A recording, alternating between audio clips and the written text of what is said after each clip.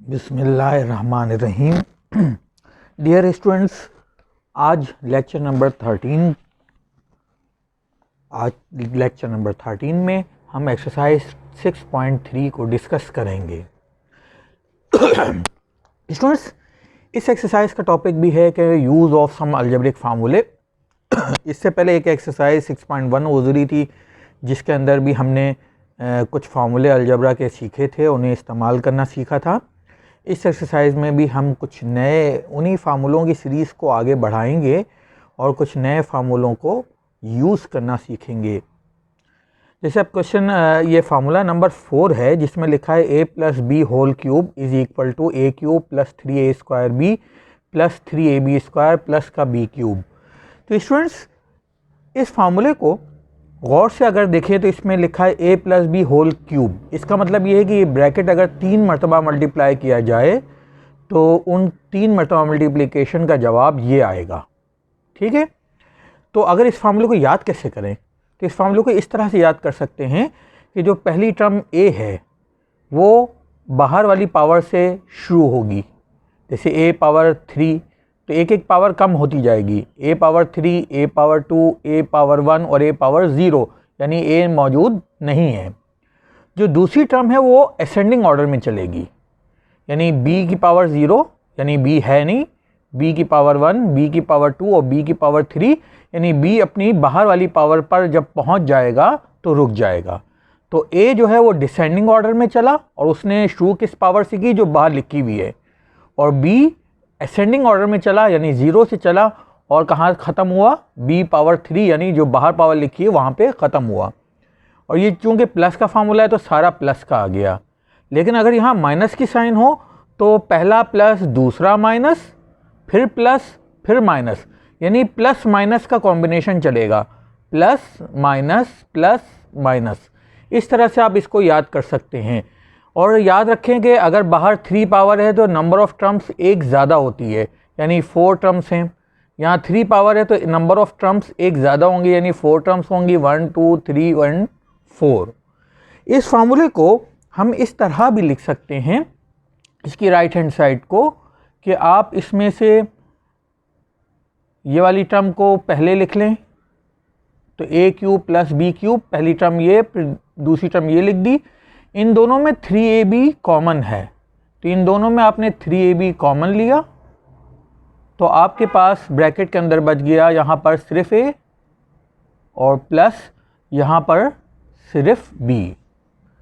इसके बाद अगर यहाँ देखें तो इसमें भी यही काम कर सकते हैं, a क्यूब को पहले लिख लिया माइनस b क्यूब को इसके बाद लिख लिया। इन दोनों में 3ab कॉमन है और पहला माइनस का है इसलिए हमने माइनस का 3ab कॉमन ले लिया।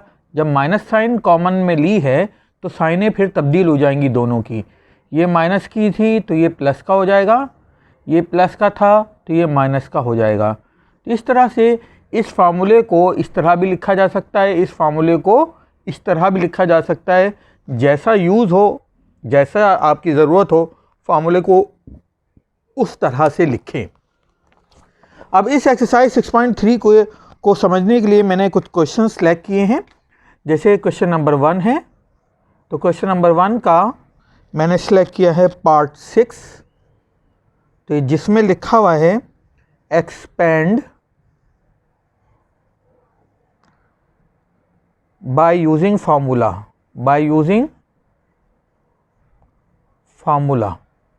तो हमने फार्मूला यूज़ करके इसे इस्तेमाल करना है। तो छठे में लिखा हुआ है 7x - 8y और ये होल क्यूब। तो जिसके मुताबिक हम लिखेंगे फार्मूले को, यहाँ देखें तो यहाँ लिखा है माइनस साइन, तो हम माइनस वाला फार्मूला अप्लाई करेंगे क्योंकि बाहर क्यूब लिखा है, यहाँ पर भी बाहर क्यूब लिखा है। तो इसका मतलब ये है कि फार्मूले से अगर मैच किया जाए तो इस फार्मूले से मैच करने पर जो फर्स्ट टर्म है वो हमारी a कहलाई और जो सेकंड टर्म है वो हमारी b कहलाई। तो फार्मूले के मुताबिक हमें लिखना है। अब अगर हम फार्मूला भी दोबारा से अगर लिख दें तो फार्मूला हम यहाँ लिखेंगे यूजिंग फार्मूला, फिर आप फार्मूला लिख लें a minus B whole cube is equal to A cube minus का 3a स्क्वायर बी प्लस का 3ab स्क्वायर और प्लस का b क्यूब।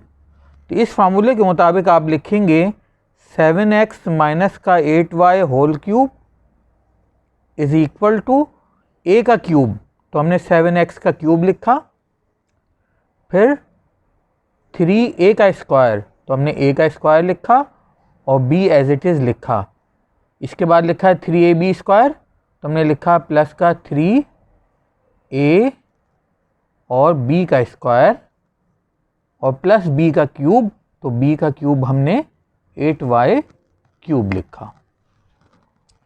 इसके बाद ये हमारे पास बन गया 7 का, अगर हम लोग क्यूब निकालें तो 7 का क्यूब हमारा होता है 7 7 ज़ा 49 और 49 7 ज़ा अगर कैलकुलेशन की जाए तो हमारे पास बनेगा 343। तो हमने यहाँ लिखा 343x क्यूब।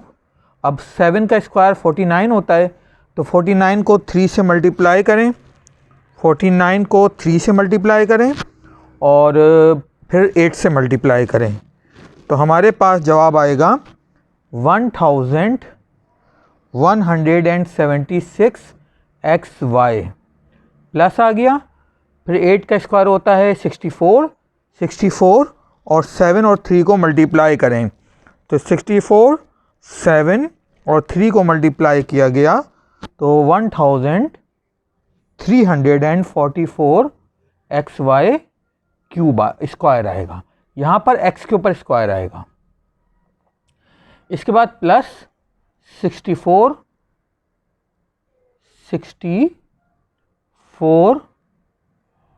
y का क्यूब, यहाँ तक हमने लिखा।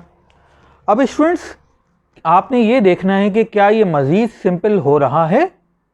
अगर ये मज़ीद सिंपल हो रहा है तो आप इसे करें, वरना मुझे तो नज़र आ रहा है कि मज़ीद सिंपल नहीं हो रहा।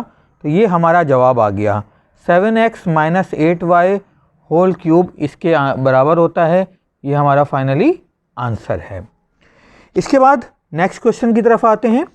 तो यह आप पॉज करके लिख लीजिए, मैं इसे रब करके अगला आगे बढ़ता हूँ।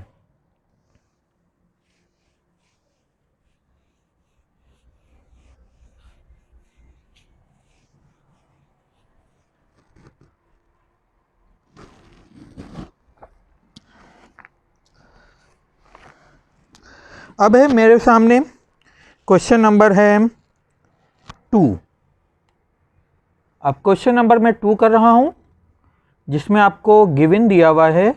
अगर आप बुक पर तवज्जो दें तो लिखा हुआ है कि if a plus B is equal to 7, तो a प्लस बी जो है वो 7 के इक्वल है, और इन्होंने कहा है कि ए बी जो है वो 5 के इक्वल है। तो टू फाइंड, हमें फाइंड क्या करना है, हमें फाइंड करना है a cube plus b cube की वैल्यू। तो सॉल्यूशन की तरफ आए हम लोग। तो आगे हम क्या लिखेंगे, इसके अंदर हम लिखेंगे a plus B is equal to 7, ये हमें गिवन है। तो मैं क्यूबिंग बोथ साइड करूँगा, क्योंकि मुझे a क्यूब और प्लस b क्यूब की वैल्यू चाहिए। तो जब मैं यहाँ लिखूँगा कि क्यूबिंग बोथ साइड्स, तो स्टूडेंट्स यहाँ लेफ़्ट साइड पे होल क्यूब आ जाएगा और राइट साइड पर भी होल क्यूब आ जाएगा। तो ये तो a plus B whole cube के फार्मूले से ओपन होगा, जो आपके सामने ऊपर लिखा हुआ है। अब यहाँ पर मैं इस फार्मूले का सेकंड जो ऑप्शन है ना, मैं इसको इस्तेमाल करूँगा। इसकी वजह भी आपको समझ आ जाएगी जब ये इस्तेमाल होगा। तो a क्यूब प्लस का b क्यूब लिखा प्लस का 3ab और a प्लस b लिखा, और 7 का हमने क्यूब निकालना है। तो 7 का क्यूब आप पहले भी निकाल चुके हैं और ये हमारे पास इक्वल है 349 के। अब स्टूडेंट देखें, इस फार्मूले के दूसरे हिस्से को इस्तेमाल करने का फ़ायदा ये हुआ कि आपको चूँकि सिर्फ चाहिए a cube plus b cube की वैल्यू, तो ये तो एज इट इज़ रहना चाहिए बाकी सबके वैल्यूज़ पुट होनी चाहिए, यानी ये रिमूव होने चाहिए। तो देखें इनकी वैल्यूज़ हमें गिवन में दी हुई है, तो ए बी की वैल्यू 5 दी हुई है तो हम 5 पुट करेंगे। ये A plus B, A cube plus B cube as it is, A B की जगह पे 5 आ गया, और ए प्लस बी की वैल्यू हमें गिवन 7 है तो हमने इसकी जगह पे 7 लिखा। तो इस तरह से हमारी इस इक्वेशन में सिर्फ ए क्यूब प्लस बी क्यूब रह गया जो कि हमें मालूम करना है। तो 3 × 5 × 7 करें आप, तो जब हम 3 × 5 × 7 करते हैं जवाब 105 आता है। तो 105 को राइट साइड पे शिफ्ट कर दिया तो वो माइनस का 105 हो गया। तो स्टूडेंट्स जब 349 में से आपने 105 को माइनस किया तो आपके पास जवाब आ जाएगा 244। तो इस तरह हमें अपने रिक्वायर्ड एक्सप्रेशन की वैल्यू मिल गई, यानी ए क्यूब प्लस बी क्यूब 244 के इक्वल है। आप इसे पॉज करके लिख लीजिए। इसके बाद हम नेक्स्ट क्वेश्चन की तरफ आते हैं।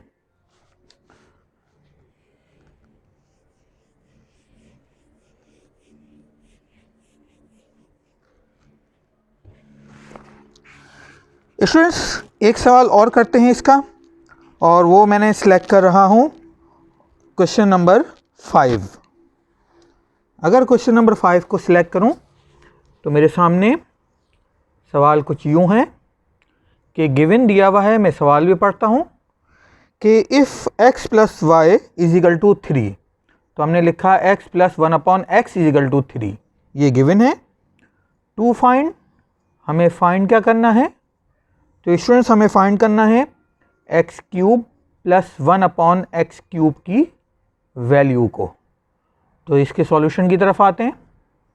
वही तरीका जो इससे पहले वाले सवाल में हमने किया था, जो हमें गिवन था वो हमने लिखा क्यूबिंग बोथ साइड की, क्योंकि हमें x³ + 1/x³ की वैल्यू चाहिए, तो क्यूबिंग बोथ साइड्स। तो ये हमारे पास x + 1/x होल क्यूब और 3 होल क्यूब, तो ये हमारे पास बन गया x³ + 1/x³ प्लस का 3, फार्मूले के मुताबिक क्या लिखना है 3ab। तो हमने ab यानी a हमारा x है और b हमारा 1/x है, और फार्मूले में लिखा है a + b, तो हमने लिखा x + 1/x जो हमारा है b वो लिखा। 3 का क्यूब क्या होता है, 3 3 = 9, 9 3 = 27, तो 27 क्यूब आ गया।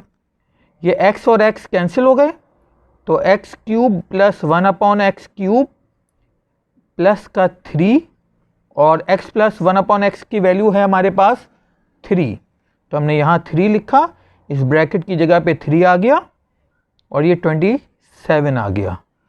तो x³ + 1/x³ इक्वल आ गया 27 - 9, x³ + 1/x³ इक्वल टू हमारे पास 18 आ गया।